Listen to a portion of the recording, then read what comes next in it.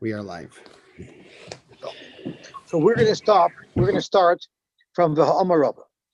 The Gemara was looking to find a source, a makar, for Rabbi Yosy and Rabbi Shimon to say that mashkin could be metama, other things midairaisa. And we found the source in the pasuk that talks about what happens if something falls into a klicheres that was tummy. So you had a klicheres that was a rishon l'tumah. It became a rishon l'tumah because a sheret was in its airspace. So now you have a klicheres that's a rishon l'tumah. Mashkin fell into it, or oichlin fell into it. They both become tamei. The way Rabbi Kiva learned the pasuk, and we'll read the pasuk inside once again because that really is the key to the entire sugya of mashkin and oichlin being metam other things. The pasuk says mikala oichel asher ye'achel asher yavel of ma'im yitma. So that's an oichel that falls into this klicheres. Klicheres was a rishon l'tumah. It would make the oichel into a sheni l'tumah. Or b'chol mashka asher yishasa b'chol kliyitma, the mashka in this klicheres will become a sheni as well, and it will be able to be metama something else. Because we learned yesterday that Rabbi Kiva darshaned this yitma as being yitamei. So if it's a sheni and it's yitamei, it could be metama something else. You will make it into a shlishi. The same thing with the mashkin. It says yitma, and we darshan yitamei. It could make the mashkin will be able to be metama something else, make it into a shlishi. So what we see from here is that the two halachas will be linked together. If you hold mashka could be metama something else, by definition, you're also going to have to say that you can have a shlishi l'tuma by chulin, because the mashka that's being metama something else is making it into a sheni, into a shlishi l'tuma, because the mashka itself is a sheni. It's going to make the thing that it touches into a shlishi l'tuma. So Rabbi Kiva learned from the first yitma that it is metama something else, talking about oichel, that an oichel could be metama something else, and therefore makes it into a shlishi l'tuma. Based on Rabbi Kiva's interpretation of the first yitma, we say that Rabbi Yosy and Rabbi Shimon learned the second yitma also as yitamei, that the mashka could be metama something else, and then this would be the makar, that a mashka could be metama something else. But in order to hold like this, you also have to hold that there's a shlishi l'tuma by chulin, and that the Gemara is going to show soon is something that Rabbi Yosy cannot hold, and therefore we have to say that Rabbi Yosy is only saying what he said, that mashka could be metama something else, according to Rabbi Kiva, his Rebbe's approach. But he himself does not darshan yitma yitame, and therefore he himself holds that a mashka would not be metama something else midoraisa. So now let's see the Gemara. Can I ask a quick question? Please. It's a general question. It's more of a, why is it okay for the Talmud not to agree with his Rebbe? Why is it okay for a Talmud not to agree with his Rebbe? Yeah, like nowadays, especially like by the Hasidim, they all go with the Rebbe, right? So I want to know, like if I have a Rav, I would hold by him, I would think. That's a very interesting point that you make, but I don't know if this is true. This is just my thought. I don't even know if it's my opinion yet. It's just a thought that I want to see how you react to it. A Rebbe for Hasidim is more like a guide and a mentor. A guide and a mentor, you follow what they tell you to do. But when it comes to Torah has always been a no holds barred type of sport, if I can say, which means you have to ask kashas and you have to get clarity. And if that means there's a difference of opinion, that's how Torah works. Torah works that there's supposed to be differences of opinions. So it's very possible that if his Rebbe told him a halacha, whether he agreed with it or not, he would follow the halacha. But that doesn't mean in the Rishcha D'Oraisa he can't have a difference of opinion with his Rebbe on halacha. You know, there's a famous story that the Mishnah talks about. Was it Rabbi Shmuel? Who was the Mishnah says he was geyser on him that you come the makloi uvitarmiloi on the day that he thought it was Yom Kippur, right? So he disagreed, but when it came to how he behaved, he actually did follow his Rebbe. So could be that's how this would fit in as well. But the question is a very good one. But at the end of the day, what it teaches us is just because we disagree in how to understand something, that doesn't change the level of respect we have for a Rebbe, nor does it translate into a breaking of the hierarchy. We'll still listen to the hierarchy and listen to the Rabbanim, even though we have a difference of opinion and understanding. Like people who don't think there's any reason to wear masks, but since the Rav and the Shul Paskins, you're supposed to wear masks, whether it makes sense to me or not, you wear a mask. And that's what the Gemara says. Even if they tell you al yamin shu smoil, al yismoil shu yamin, meaning you have a difference of opinion, you can have it. You're allowed to have a difference of opinion. It doesn't mean you have to agree with them that it's yamin, or you have to agree with them that it's smoil. You feel it's yamin, he feels it's smoil. But even though there's a difference of opinion, you still have to listen. So maybe that's how we could understand it. I don't know. What do you think? No, it's just a question I've always had, because like even with by Sephardim we don't mix fish and milk, right? So like, what if I don't want to hold like my father? By the Ashkenazim, there's also an Indian not to meet fish and milk, but it's not als iser, it's als sakanta. It could be Ashkenazim don't follow the minute, but there's definitely such a halachah brought down. I guess but as far as the minhag is to adhere to it strictly. Like people who cook fish or prepare fish together with cheese, that's a little bit problematic. Okay, so let's see the Gemara. So the Gemara said that the makar for Rabbi Yosy holding that a mashma can be metama is the opinion of Rabbi Akiva, who says yitame that a mashma can be metama something else, which is part and parcel with the fact that you can have a shlishi latuma by chulun. Correct the Gemara. Rabbi said lo Rabbi Yosy sovar Rabbi Akiva. Rabbi Yosy disagrees with Rabbi Akiva. In other words, Rabbi Yosy does not hold to darshan yitma yitame, which would then say that he holds mashkin could not be metama something else midaraisa. Lo Rabbi Akiva sovar Rabbi Yosy, and Rabbi Yosy said something that we're soon going to get to, that we've proven that Rabbi Akiva disagrees with Rabbi Yosy. And the Gemara is going to explain what these two things are. But since Rava said that they disagree with each other, how could Rabbi Akiva's drash of Yitamei be the makar for Rabbi Yosy, saying that mashkin could be metama? Rava said that Rabbi Yosy doesn't really agree with what Rabbi Akiva said. Amar lei, so Rabashi answered, Rabbi Yosy b'shitas Rabbi Akiva Rabbi Amar v'lei lo'sfir lei. When Rabbi Yosy said that mashkin is metama something else, he was really referring to his Rebbe's opinion, but he himself didn't hold like that, which once again reinforces what David Dayan just said. Because in the Brisa, when Rabbi Yosy is declaring the halacha, he declares the halacha like his Rebbe. And he said, in fact, that the mashkin is tamei. That's how he declared the halacha. But he personally didn't agree with that. So it actually sort of reinforces. In the Brisa, when he's quoted as what's the halacha, he actually said that it actually does make tamei. Mashkin will make something else tamei like his Rebbe. But he himself personally didn't hold it at.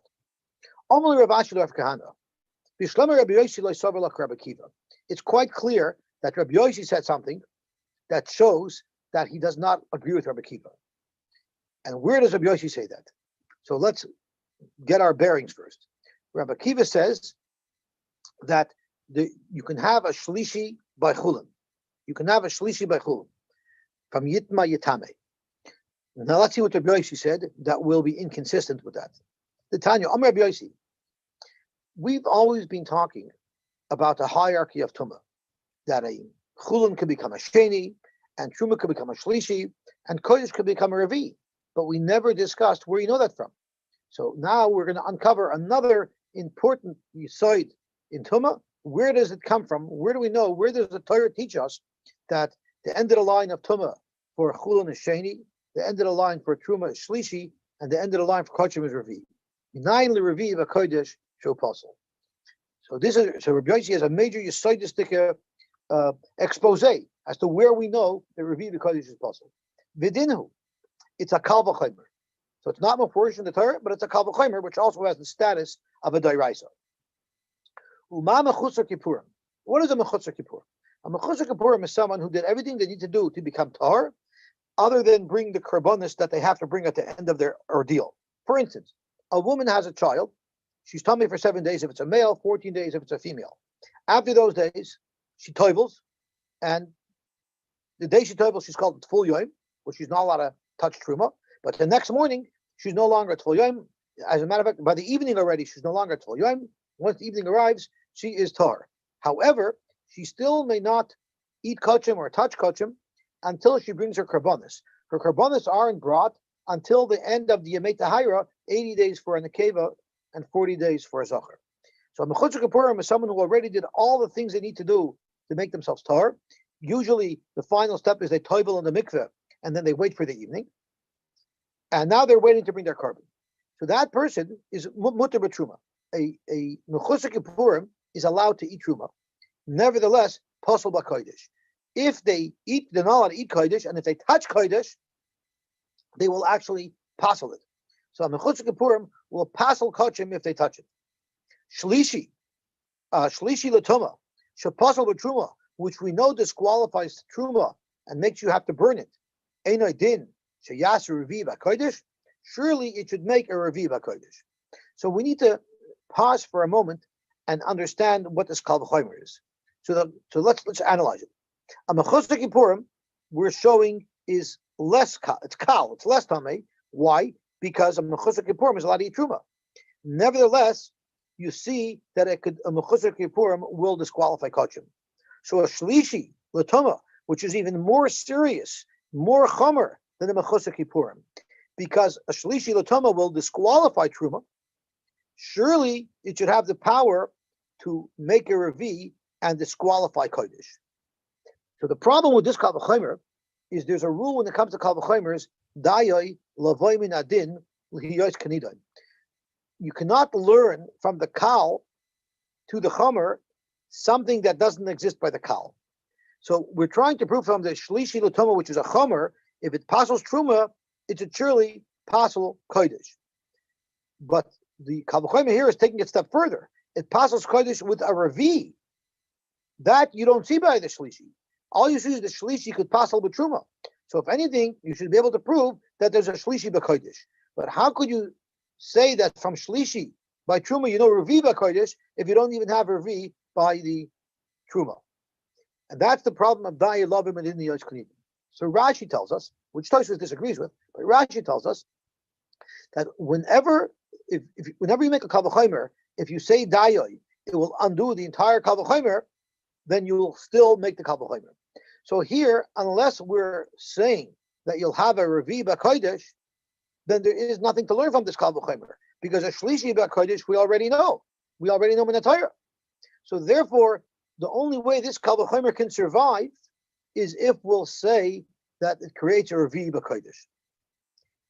Why don't we need it for a shlishi? Because shlishi b'kodesh min haTorah. We know min haTorah that shlishi b'kodesh is tamei. We don't need a kal v'chomer for that.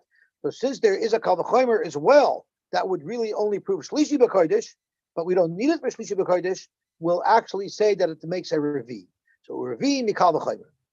So therefore, you have a kal v'chomer from Rabbi Yosy. What's monumental about this kal v'chomer is it's basically saying that the level of tuma that is the end of the line for truma is not the end of the line for kodesh. Kodesh has one more level. There's also a kal v'chomer that shows that the end of the line for chulin, which is sheni, is not the end of the line for truma, and truma is a shlishi. So according to Rabbi Yosy, the kal v'chomers teach us that whatever the deraisa the ketuma that you see applies to chulin, you add one level on for truma, which would be a shlishi, and a second level on for kachim, which would be a revi. Now, once we know that, let's think about it. If Rabbi Yosy holds that the end of the line for chulin is sheni, then it fits in perfectly with our conventional knowledge.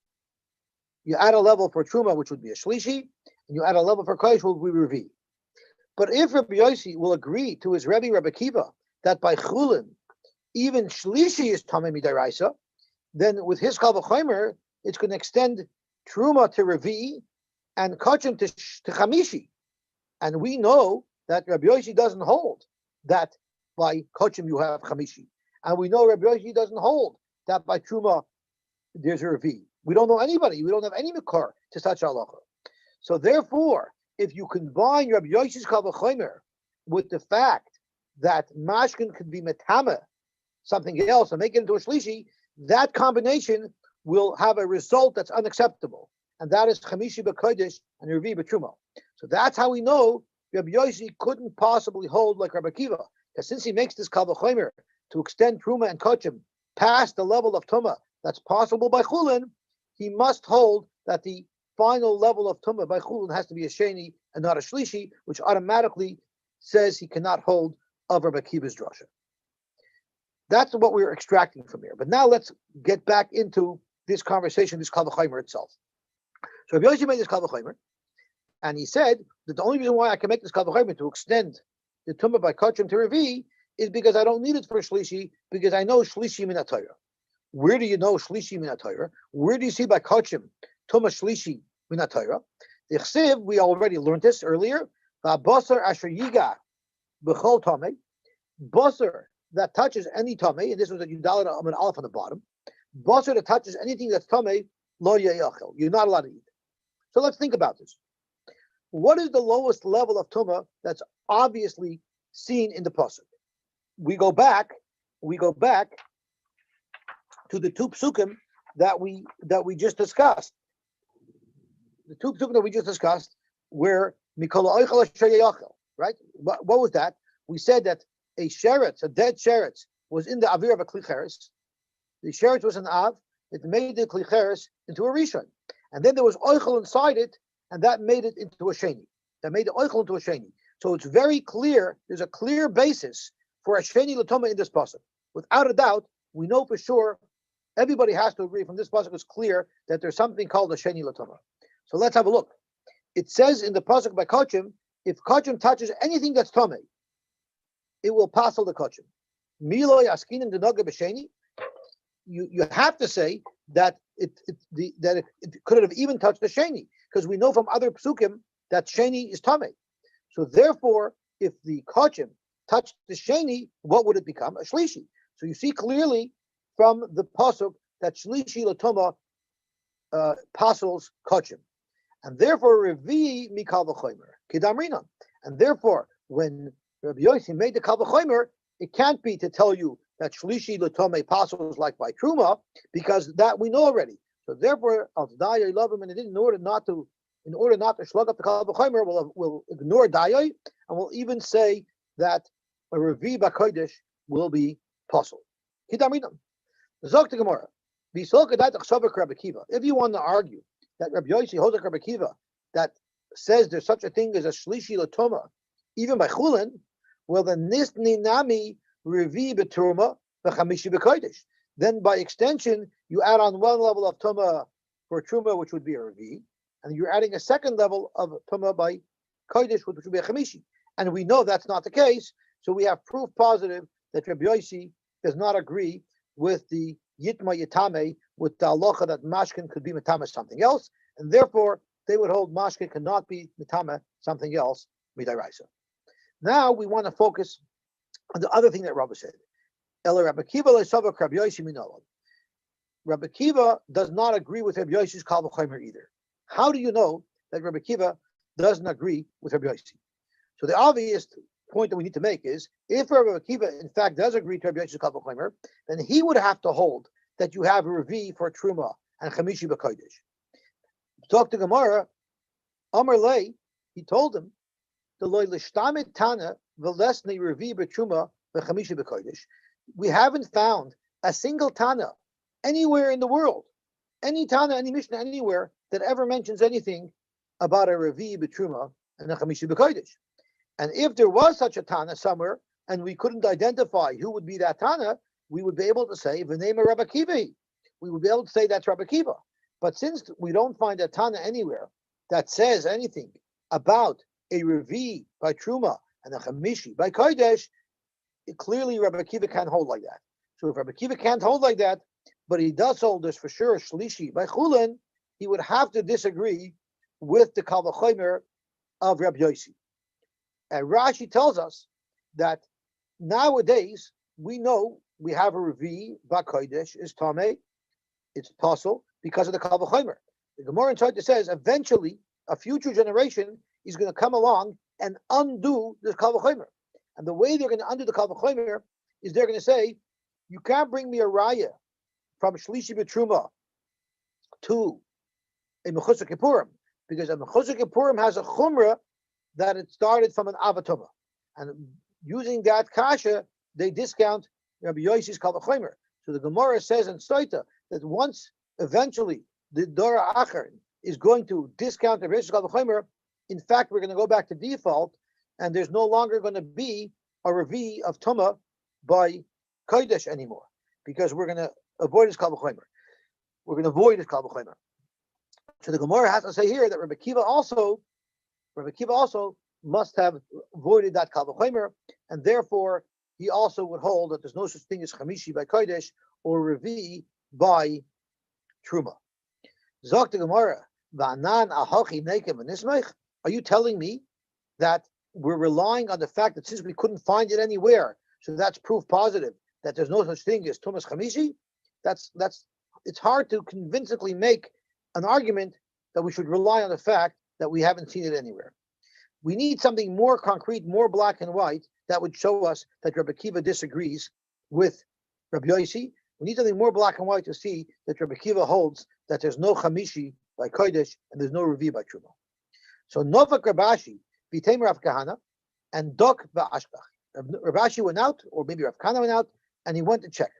So I once saw in one of the Masechtas in the Mesivta, this concept of Novak, Dok Va'ashkach. Where did he leave? Where did he go? Where is he coming from? Where is he going? So if you ever daven Ma'ariv here in Daguda at 9:45, you'll notice after Ma'ariv we have all the Rebbeim from the different yeshivas of Toronto coming to use the Mesivta Gemara, to use the Art Scroll, to use the Chavrusa, to use all the different learning aids that they would be embarrassed to pull out in yeshiva, and the Talmidim to see them using it. So at first I thought, it's a little bit underhanded, but no. The Gemara tells us Novak Dok V'ashkach. What does that mean? When Rebbe wrote down all the Mishnayos because people were forgetting them, that was written on behalf of the Hamoinam, who don't have the mastery in the Mishnayos like they should. But the Gedolah Olam, the Talmidei Chacham, the Rabbanim, it was expected of them that they don't need a written Mishnayos. They should have known it from learning it. And therefore, it was humiliating for someone not to know the Mishnayos and having to actually go and look it up. So therefore, Nofak Ravashi V'Tamer Apkana Dok Vashkach, he went away. He didn't want to do it in public. He went B'tzina to look up the actual text of the Mishnah to find the Mishnah that he wasn't unable to locate. So too, these Rebbeim who come, they're doing exactly the right thing, like it says in the Gemara. Avada, if you don't know, you have to go look up. You have to look for those aids. But you have to know that it's a b'di'evet to rely on those aids. And therefore, don't just use them right in front of everybody in your yeshiva. Come clandestinely to the good at night where it's not obvious, so even you in your heart will realize that you really should know it clearly by yourself without the aids. But since you need the aids, you actually have to take advantage of the available resources. Anyway, so what happens? The Ashkach Haditnan, he saw a brisa. This brisa, the subject matter of the brisa is not relevant to our sugya, but brisa is going to make a declaration that's very relevant to our sugya. Haklim Sarif is Shemasha B'Soicha L'Chaydish. Imagine you have a tray. If anyone ever served in the Kiddush in the Aguda, Chadish, Yemenu Kedem, maybe one day we'll have those Kadeshim again. You hold a big tray that's 3 feet by 4 feet, and you can put on it a whole bunch of plates, whether it's herring, whether it's kichel. So let's say I have a tray, and it has on it 6, actually they usually have 5. They have 5 baskets of kichel. And I'm walking with that basket, with that tray. And a tummy person touches the kichel in one basket. Zok the Braisa, since they're all on one tray, they're all considered one big thing, and all of the kichels on the whole basket will become tummy. Of course, that's only in the Beis Hamikdash by Kodesh. So akli mitzaref es masha b'soiche l'kodesh. If something's in the keli, if you touch one side, everything in the entire keli becomes kodesh. Now, I don't know if my example was a good example, because my example are a series of kelim in a tray. Could be this halacha is only if I have one big basket of kichel, and you touch one kichel on one side of the basket, because it's all one big basket, the kichel on the other side of the basket will also become tamei. We had a similar case recently with the, I don't know if it was like something that was where we said a sheretz touched the outside and the inside is still tahor? We had it when the Gemara brought a raya that Rabbi Yehuda backed off from his shita, Right. that mashkins b'tamim b'deraisa. It had a case of a To prove that it was their body. mashkin that touched the back of exactly. So the mashkin tuma was made differently than the normal tuma to show that it's not the same level of tuma. In this case, we're not talking about mashke anyway. We're talking about oichel. We're talking about any tuma. We're just saying that anything that's in a basket, it's considered one. You don't look at each kichel in the basket as an individual product. You say that it's all one big kichel. So if you touch one kichel, it's matama all the kichels. That's the kodesh of a truma. I could learn the kiddush. In a kiddush, when you're serving kichels, if someone touches one, it's matama them all. The kodesh of a truma. Now, what's relevant to us is the Brisa says very specifically and explicitly, "V'haravi b'kodesh posel v'shlishi b'truma." So you have a Brisa that says black and white, no such thing as chamishi b'kodesh, and no such thing as ravi b'truma. But how do you know that this is Rabbi Kiva talking? Zok the Gemara, "V'amar Rabbi Chiya bar Abba Amar Rabbi Yochanan, me'eduzoi shel Rabbi Kiva nishnish mishnazu." This mission that we just quoted is the eidos of Rabbi Kiva. So since this is Rabbi Kiva talking, and Rabbi Kiva said the Farish that Revi b'kodesh possible shlishi b'truma, we know that Rabbi Kiva doesn't hold of chamishi or chamishi by kodesh. So therefore, it must be that Rabbi Kiva does not hold of the kal v'chomer of Rabbi Yosy, and that takes us to the end of the last sugya. But now that we brought up this story about kli mitzar v'shmasha b'soichloi, the Gemara wants to delve down a little bit into how that works. So the Gemara says, "Me'edushes Rabbi Kiva nishus mishazu." The Tnan, Hoysef Rabbi Kiva added to this list of things that would become tummy if they're in a tray. Is hasoiles, flour, vaketoiris, v'halavoina, v'agacholim. Notice the lavoina and gacholim are not my cholim. Shim nagat full yoim b'miktsason. If it's full yoim touched part of some of these items that are in a basket together, pasalas kulam. It would pasal them all. And again, Revi in, Chamishi loy, Shlishi in, Revi loy, Al Makasa, okay, period. Revi loy. So that's how we know that Rabbi Kiva holds there's no Revi. We also know that this brisa is Rabbi Kiva, and Rabbi Kiva added to it these other items. Okay. Now let's think about this for a second. Foods are all going to be tamei midaraisa. There's a tumas macham midaraisa. We have yitma, but levina, which is a spice that was put on the mizbeach with the mincha, and gecholim, coals, they're not food, so they don't become tamei. They're only midrabanan. At best, you can say that gecholim would be tamei midrabanan, but they're for sure not tamei tumas macham midaraisa, because nobody holds that gecholim are a meichel. So from there, the Gemara says, Alma kasavar tzirif derabanan. You see this whole brisa discussing this Indian of tzirif is dealing with the rabbanans. Midrabanan, they could have been goyzer tumah on these gecholim, but there's definitely no tumah deraisa on these gecholim. Upligid Rab Chanan damer tzirif deraisa, and this argues with Rab Chanan, who holds that this was a deraisa dekalocha. Now I just explained it the way Rashi explained it. That the way we know that this is derabanan is because gecholim are not food, so they can only have a tumah derabanan. Tosfos argues, and the reason why I want to speak out Tosfos is because Tosfos brings a Gemara later, and since we're going to learn the Gemara later, we might as well raise it now. And Tosfos tells us, the Gemara later tells us a beautiful chiddush, that things that are hektish, like korbanos, or things that are brought on the mizbeach, they're very dear, they're very special. And since they're very dear and very special, that stands in place of an oichel, and that would also become tamei midairaisa. So therefore, Tosfos says, from this brisa where it says, Levina v'gecholim, that wouldn't prove that it's derabanan. So how does the Gemara understand that tzirif is derabanan from Rabbi Kiva? Can't be from this, because Tosfos argues that from the Gemara later you'll see that this could even be tamei midaraisa. So Tosfos says that there's a part of the brisa that the Gemara here did not cite, did not quote, and that part of the brisa also applies this tzirif to the water of a parah aduma. The water of our parah aduma is for sure not a meichel, and it's for sure only a dirabanan. And you can't say the chavivus of kachim makes it tamei midaraisa, because it's not even considered a carbon. The water of the parah aduma and the parah aduma is not considered a carbon. It's not considered kodesh, and therefore you don't have the svara of chavivus of kachim, and that's how we prove that this whole thing is dirabanan. Upligid Reb Chanan, who said it's deraisa, hamitzir of deraisa. Shenemar, it says kaf achas asar zahav mlei kteres. So from the word kaf achas, hakasav asa kol masha bekaf achas. So you could read it not one spoon, rather a spoon is one.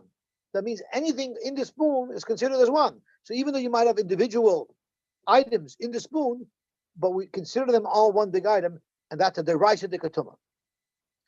Period. That is the end of this sugya, and now we're starting a new sugya relevant to tuma. That's also somewhat relevant to mashkin being metama other things.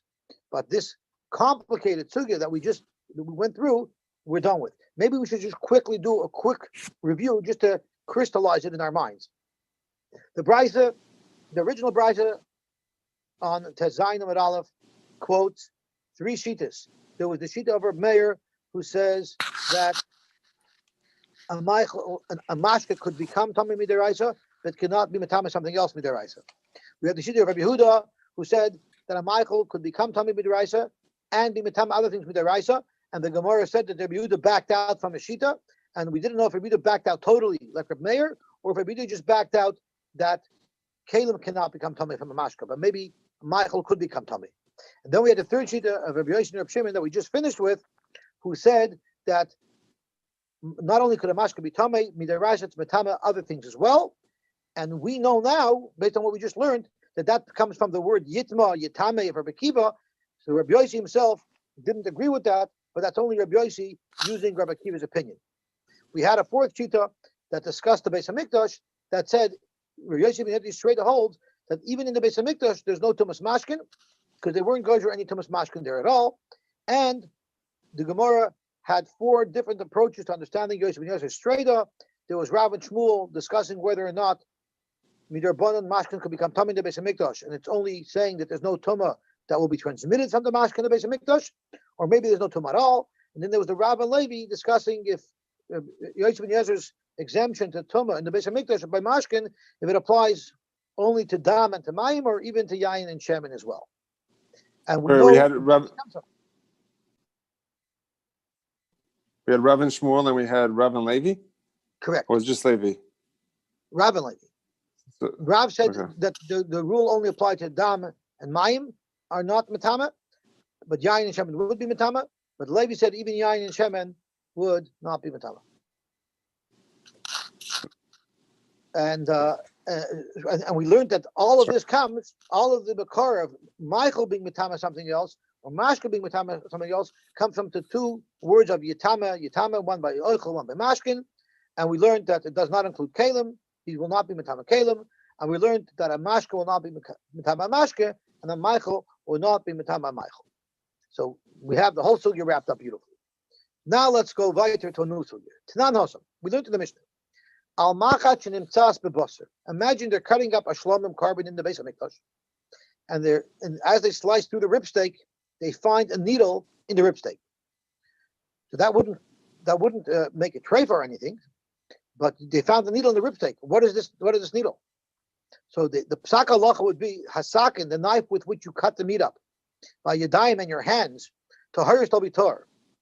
At this point, the Gemara thinks that there was water involved. So that means the mashkin that became tamei from this needle will not be matama your hands, and it will not be matama the kalim, the knife. Taharis, they will be tar, but the basar tamei, the basar will be tamei. So right off the bat from this Mishnah, you see that we're assuming that this needle is bringing tumah and being matama the meat, and we're going to see soon where that tumah is coming from, what this tumah is about. But it will make the basar tamei. But even though there's water around, because that's how the Gemara understands this Mishnah now, it will not be matama your hands, and it will not be matama kalim. Nimtas perish. What if you find the needle in the colon of the animal, meaning in its excrement, not in its meat? Then not kol tahor, because that's not a Michael by any stretch of the imagination, and it therefore will not become tummy from this needle. Amar Rabbi Akiva. Rabbi Akiva said, Zachinu, we're very fortunate she'ein tumas yadayim b'mikdash, that they didn't make this gzeira that your hand will become tamei from a mashkin that became tamei in the Beis Hamikdash. And why are we lucky? Because this minimizes tumah in the Beis Hamikdash, and we don't want to have too much tumah in the Beis Hamikdash. So it's interesting that Rabbi Kiva was only excited about the fact that there's no tumah shadayim in Mikdash, but the Mishnah also says that the sakin is tahar. So why wasn't he excited that they weren't gozer tumah on kalim in the Beis Hamikdash that touched water that was tummy? Because we know the gvulin by chulin, if mashkin the tummy touches a keli, it will make a tummy. So Rabbi Kiva was celebrating that this gezerah was not made in the Beis Hamikdash, but he's only celebrating for some reason the tumah shadayim, but he's not celebrating the tumah sakin. So Frank the Gemara, V'nema, why didn't Rabbi Yehuda also comment on how wonderful it is that they weren't gozer tumah on the kalim in the Beis Hamikdash that touched mashkin that was tummy? V'nema she'ein tumah shadayim v'kalim b'mikdash. Rabbi Yehuda Marav, v'tem Rabbi Yosy bar Chanina. The reason why Rabbi Akiva didn't comment on how excited he was that they didn't extend the Gzeira of Kalim to the Beis Hamikdash is because Yodayim Koidim Gzeira Kalim Nishnu. When he made his comment, there was already a Gzeira of Yodayim B'Gvulin, so he said, boy, am I glad they didn't do this in the Beis Hamikdash. But there was never a Gzeira of Kalim yet. So how could he say, boy, am I glad that they didn't extend the Gzeira to the Beis Hamikdash? They didn't even make it yet B'Gvulin. So that's why he didn't comment on it. Amar Rava, how could you tell me that there was a time where there was a gzeira on Yodayim, yet no gzeira on Kalim? We know that this gzeira of a mashkin being mitama Yodayim and a mashkin being mitama Kalim were both nigzar on the very same day. Itnan, we learned in a Mishnah, Hasefer, we're going to list up a whole bunch of gzeiras to Rabbanan of Tumah that were made all the same day. Sefer, meaning people used to keep their svarim with their truma.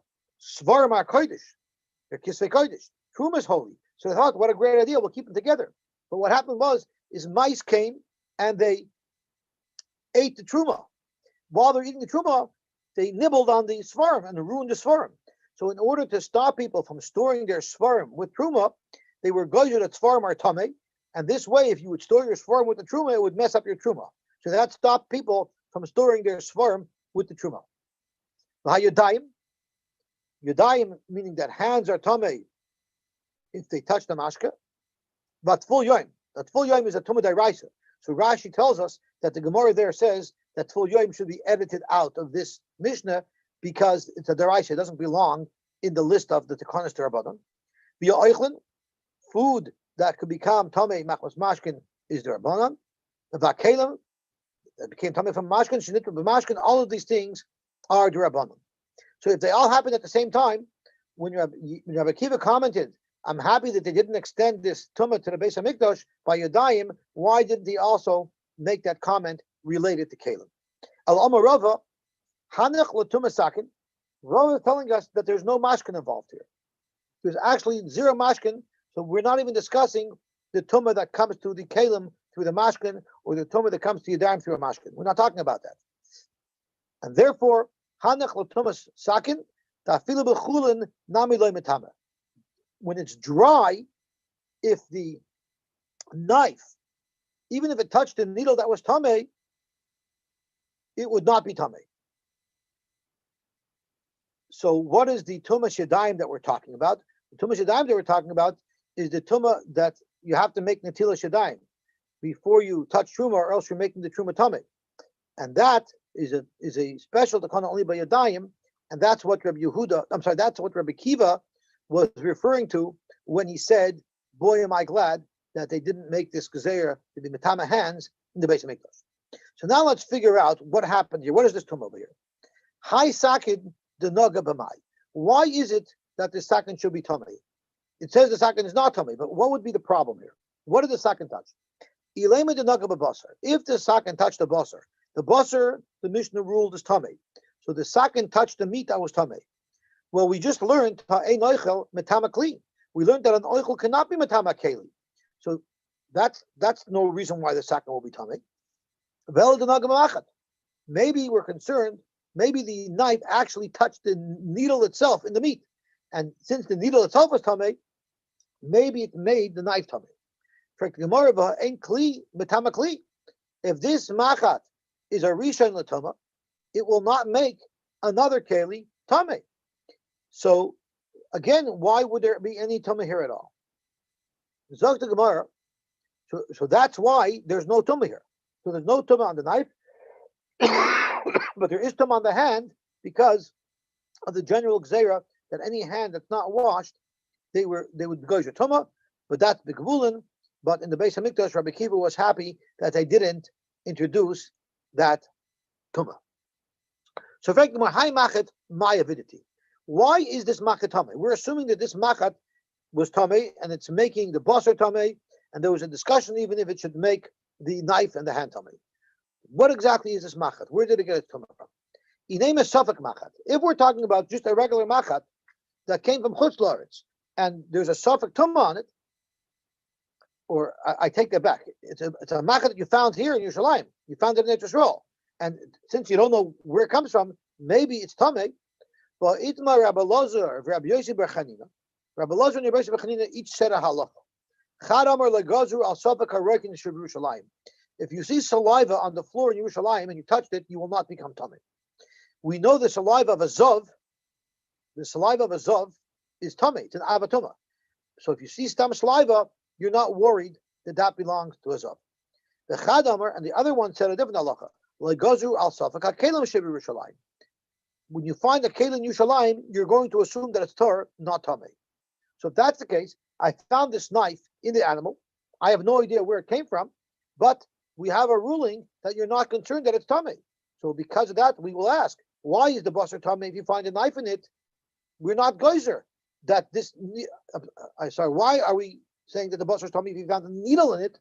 We're not concerned that this needle might be tamei because like gazru al safek al kelen Yerushalayim. We don't assume that if you find a needle that it's tamei. So why is this basar being tamei? Amar Vidamarav, going to of the machat tamei meis. You had a machat. You touched the mace and you became an avatuma. You touched the machat.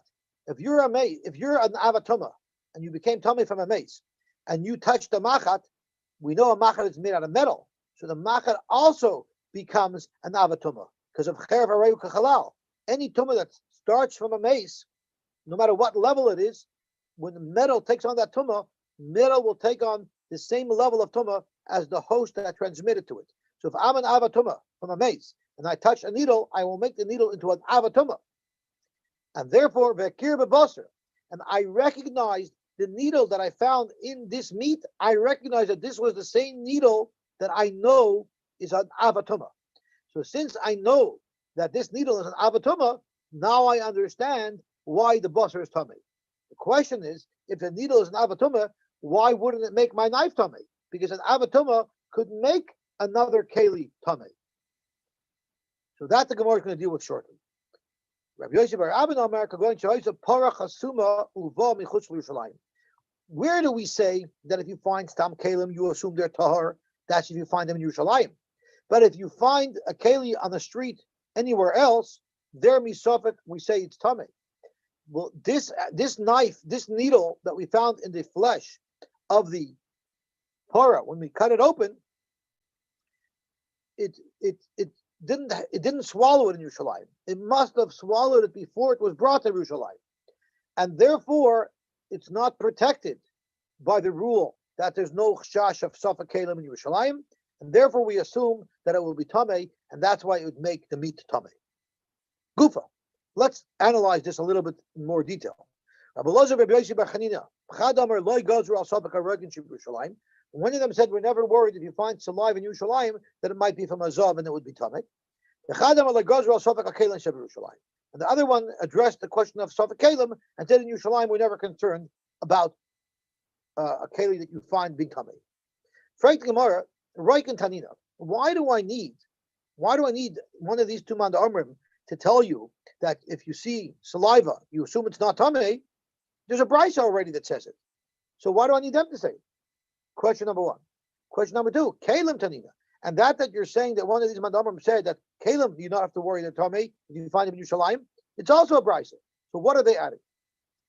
Roik and Tanina, where do you find already a brisa that says beferish that Roik found in Yerushalayim is not tamei? It's none. Kol Roik and Animsim Yerushalayim, tired. Anytime you find saliva in Yerushalayim, it's tar. Chutz mishal shoka elyon, unless it's in this special marketplace where all of the zovim and the tumeim would gather there, because they wanted to segregate from the main population, there the saliva is likely from a Zov. But anywhere else, the Zovim would stay away, and therefore we don't have to worry about saliva found on the street that it came from a Zov. So if the Brisa says it, what is Rabbi Lezer or Rabbi Yosy Bar Chanina adding to the Brisa? So tomorrow letzricha afal gav this chazik Zov. What if, sure, normally the Zovim remain in the area of the Shuk Elyon. But what if you saw a Zov walk down the street, not in the Shuk Elyon, and then later on that day you found Roik over there? Do I need to worry about it? This is a bigger worry than just what the Brisa said, because here we specifically saw a Zov walk there. That's the chiddush of either Rabbi Lezer or Rabbi Yosy Bar Chanina, that even there, if you find saliva, you'll assume that it's tahor. Correct about Kalim to Nino. What about Kalim? The same issue. We have a brisa that says that Kalim are tahor. It's none. Kala Kalim on the Mitzrayim Yerushalayim. Any Kalim that I found in Yerushalayim. Now, the way their mikvahs used to work is they had a road leading into the mikveh, and then the path that led out of the mikveh was a different path. You didn't go in and out through the same door like we do. They actually had an entrance and an exit. You went in on one side and you left on the other side. Like the mikvahs that have turnstiles. So you go in through the turnstile, but you leave through a different door, unless some turnstiles turn backwards. But here, in those days, you would go into the mikveh from one side and leave it from the other side. So derech yerida, if you found kalim on the way down to the mikveh, you're going to assume that these were kalim that are tamei, and somebody was taking them to toivel, but dropped it along the way. So derech yerida leveis tefillah tamei and they'll be tamei. So if it says that in the brisa, we could be medayik had the alma tyran. If there's a clear sign that these are tamei because you found them on the road on the way to the base of tefillah, then anywhere else you would find it, I guess you assume that these kalim are tar. So oibazoi, why do I need either Rabbi Lezer or Rabbi Yosy Bar Chanina to tell me that kalim nisafek are tar? We already have a brisa that says it. It's not so simple from this brisa. Because Ema Sefer, the very Sefer of this brisa, has a contradictory connotation. It says there, Chaliyah Tahirin. If you found kalim dropped on the road that's leaving the mikveh, there you can assume it's tar. Because there you know for sure it just came out of the mikveh. Hada Alma, I would deduce from there that if I found kalim anywhere on the street, not on these paths, Tameim it will be Tamei, unless I know it's right out of the mikveh, then I know it's tar. Ella, Reisha Davka v'Sefer Lav Davka. What these Amayroim are telling us is how to learn pshat in this brisa. Rabbi Lezer and Rabbi Yosy Bar Chanina, the one who said that the Legazra al Safek Kalim, is telling us how to learn this brisa, to tell us that the diuk that you made from the Reisha is the good diuk, that only kalim that are found on the way down to the base of tefillah are tamei, but kalim found on the way up in the base of tefillah or anywhere else in the city for that matter will be tahar, and without him we wouldn't have good pshat in this brisa. The Sefer Lav Davka ulafukig is Yosa. The reason why the Sefer says that only if you found the kalim coming out of the mikveh tar is for the side roads. Normally there's the main road that leads down to the mikveh, and there's the main road that leads out of the mikveh. But there are also some side alleys that you can take instead of going on the main road. What if you found kalim in one of these side alleys? I don't know anymore if this keli was on its way to the mikveh through the side alley, or if it was on its way out of the mikveh through the side alley. And therefore, those kalim will in fact be tamei, because they're also in the route of the mikveh. But kalim that are generally found anywhere lying around, we assume that they're going to be tahar. Now we're going to go back to what we discussed. This machat was tamei. What did Rav say? How did it become tamei?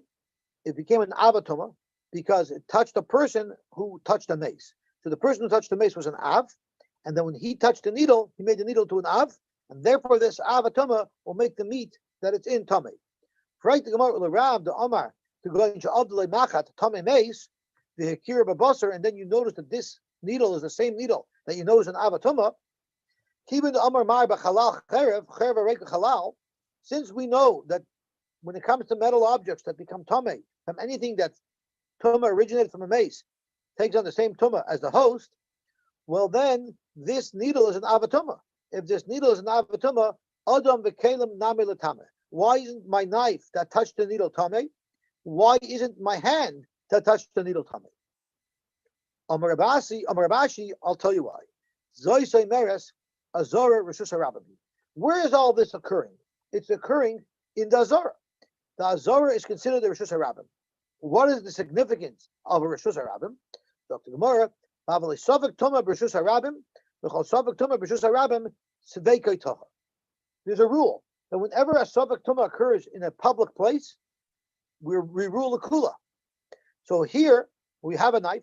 We don't know for sure it touched the needle. You cut with it. You're not sure if it touched the needle or not. We don't know if your hand touched the needle. It's a suffix if you touch this avatuma. Whenever you have a suffix of whether or not you touched an avatuma, and you're in a Rishus Harabim, we say it's tahor. Where do you know that from? We actually know that from Saita.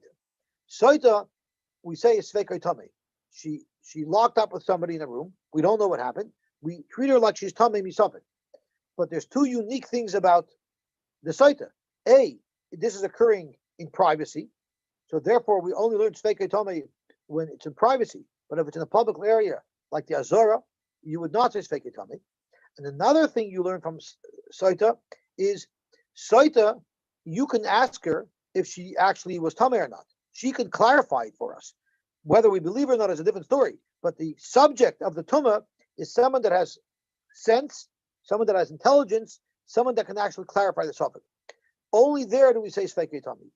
But what if what became Tamei was something that doesn't have sense? It's a suffix if an animal became Tamei, or an animal cannot become Tamei, but it's a suffix if an animal touched a knife and there's no one there in the suffix that has common sense, that has human intelligence, there you also say misafek, it's tahar, because we only learned that it's tamei by Saita, and Saita has two things. A, it's in the Rishus HaYachid, and B, the person who the suffix is on could clarify the answer for us. So only those two times you say it's sveikai tamei, but otherwise you say sveikai tahar. So the Gemara wants to say the reason why the knife over here is tahar, even though we don't know if it's touched the needle, or your hand is tahar, even though we don't know if it touched the needle, is because this occurred in the Azara, and the Azara has a status of a Rishus Harabim. Zok the Gemara, Habishus HaYachid. So since you're saying the only reason why the knife is tahar here, and your hand is tahar, is because this occurred in the Rishus Harabim. So what if the same story occurred in the Rishus HaYachid? Are you suggesting that Sveikai Tamei, that it would be Tamei? Sveikai Tameihu? Michti, let's analyze this. Hi Machat, this story with the Machat, and it's not really a question of the Machat we know is Tamei. Rashi says it's the knife that touched the Machat. So this situation over here, your knife, Davar Shein B'das L'Shalhu, you cannot ask your knife, sir, Mr. Knife, did you touch the needle? Because the knife has no intelligence. V'chol Davar Shein B'das L'Shalhu, Bein B'Rishus Harabim, Bein B'Rishus HaYachid Sveikai Tahar. So the problem here is, like we said by Saita, that when you have something that you can't ask that has no intelligence, you say Sveikai Tahar even B'Rishus HaYachid. This knife doesn't know if it touched the needle or not. The knife doesn't have intelligence, we can ask it. So therefore, even in the Rishus HaYachid, the knife should be tahar. The human that touched it has intelligence. So of course, the human is only tahar here because this story occurred in the Rishus Harabim. But the knife itself should be tahar, even if this occurred in the Rishus HaYachid. Zakta Gemara, no. Because who's holding the knife? Who's the one who's going to control whether the knife touched the needle? It didn't jump by itself and touch the needle. This isn't a cartoon. A human with intelligence would have been the person that touched the knife to the needle. So Dr. Gemara, we should have a suffix tumah haba b'dei adam.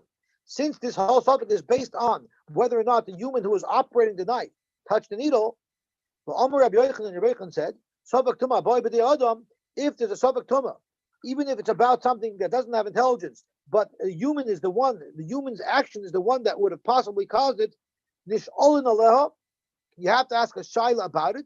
And Rashi has different ways to interpret what nish'olin aleha means. Either chashivinin law, you give it chashivas and you say it's tamei, or nish'olin aleha means you have to ask a shaila. You have to ask a shaila on Bezdin because this is a real problem. Nish'olin aleha, afilu b'kli hamunach al gabi karka, which means imagine there's a knife sitting on the floor. The knife didn't move at all. And the question merely is, if I, who am tamei, if I touch the knife. So the shaila is on the knife, not on me. The knife has no intelligence. But since what would have caused this suffix was a human that has intelligence, therefore we say it's yesh b'das l'shol. So the Lashon HaGemara, just to read it in its completion, is suffix tumah haba b'dei adam nishol noleh. It's considered a suffix tumah, and you don't write it off. Afilu b'kli hamunach al gabi karka, even if the question is on a keli that's lying on the ground and never moved, but since there's a human intervention here that would have caused the tumah, we treat it kedavar sheyesh loidas lishoil. We therefore treat it like it's a davar sheyesh loidas lishoil, and therefore only because it was in Rishus HaRabim do we say that this knife is tar. Had this occurred in Rishus HaYochid, since it was human intervention, we would say that the knife would be tummy. And I guess we could stop here. We're right on the daf. Baruch Hashem. Shkoyach. Shkoyach. Yeah.